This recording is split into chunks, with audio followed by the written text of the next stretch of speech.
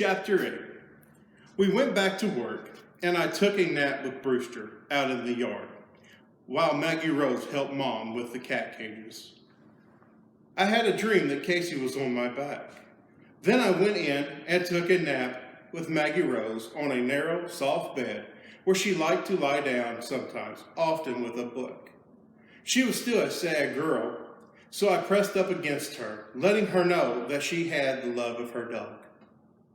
I was sound asleep when I heard a tap. I opened one lazy eye, wondering what I had just heard. Then there was another tap. This was certainly a puzzle. What could be making that noise? Should I get up and see what was going on, or nap? Nap, I decided. Tap.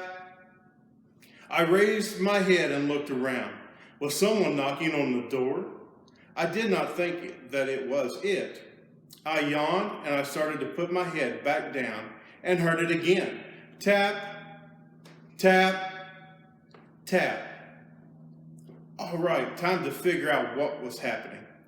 I stretched, but I stayed on the bed so that another nap could be easily had if I decided whatever was making the noise wasn't worth investigating. Tap. I looked and saw, to my surprise, that a crow was standing on the window ledge. Tapping on the glass with his beak, it was Casey. He was back. Tap. Maggie Rose seemed to be sound asleep, so I gave her face a lick. She kept her eyes closed, but wiped at her cheek with her fingers. I licked her again. Giggling, she opened her eyes. Oh, Lily, you're so silly. Why are you kissing me right now? Tap. Maggie Rose heard the noise. She sat up and frowned. Then her face brightened and she gasped. Look, Lily, it's Casey. We ran down the hallway and out the door into the yard. Casey was waiting for us, and I circled the yard joyously while Casey flew over and landed right on Maggie Rose's outstretched hand. Why are you here, Casey? She asked. Didn't you want to stay with your new crow family? Casey twisted his head back and forth at Maggie Rose's question, so maybe he understood it. Then he lifted his wing and flapped up into the air and glided over to the back gate. He turned and looked at us. What is it, Casey? The crow pecked at the gate. I wandered over to look through the wires to the other side, but I saw no friendly chipmunks or any other animals. Then Casey fluttered to the gate latch and pecked there, scrabbling a little with his feet before dropping back down next to me. Do you want us to leave the yard? Maggie Rose asked. Casey just stared at us. I headed to the fence and lifted my leg like a male dog, which I do sometimes.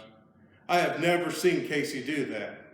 I couldn't fly like a crow, but I could mark the fence, which was probably more satisfying anyway. Mom, Maggie Rose called. Is it okay if I leave the yard?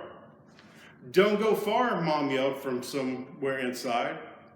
When my girl walked over to Casey, he fluttered up over the fence and landed on the other side of the gate. He came to the wires and poked his beak through so that I could sniff him. Okay, Maggie Rose said.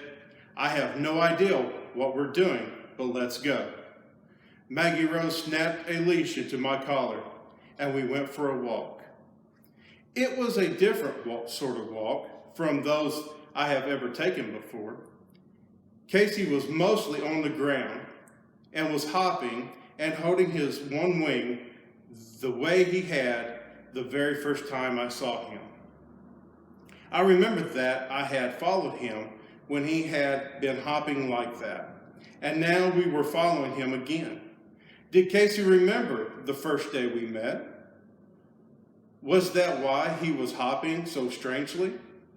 So that I would track right behind him?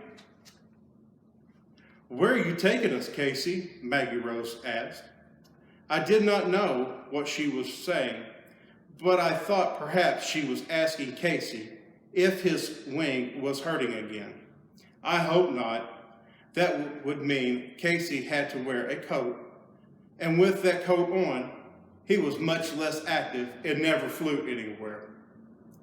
Casey led us down the sidewalk, still hopping. Maggie Rose was confused. I could tell by the slow way she was walking.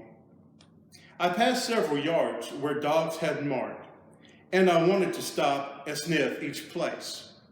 But my girl tugged my leash because Casey didn't know enough to wait for me to paint my own scent over the other dogs. I like Casey, but sometimes he could be irritating. Casey flopped his way over to the base of a tree. Once there, he folded his wings normally. When he came closer, Casey crouched down. Then he started flapping his wings and rose up into the air. He landed in the tree right over our heads.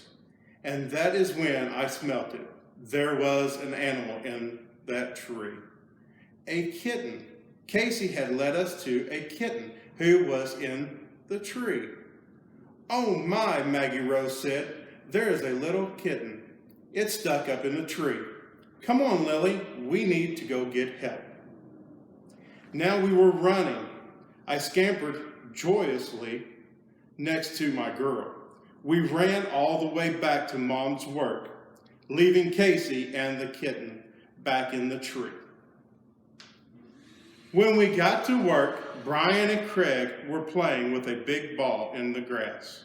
I immediately ran over to try to take the ball away, and both boys shouted, "No!"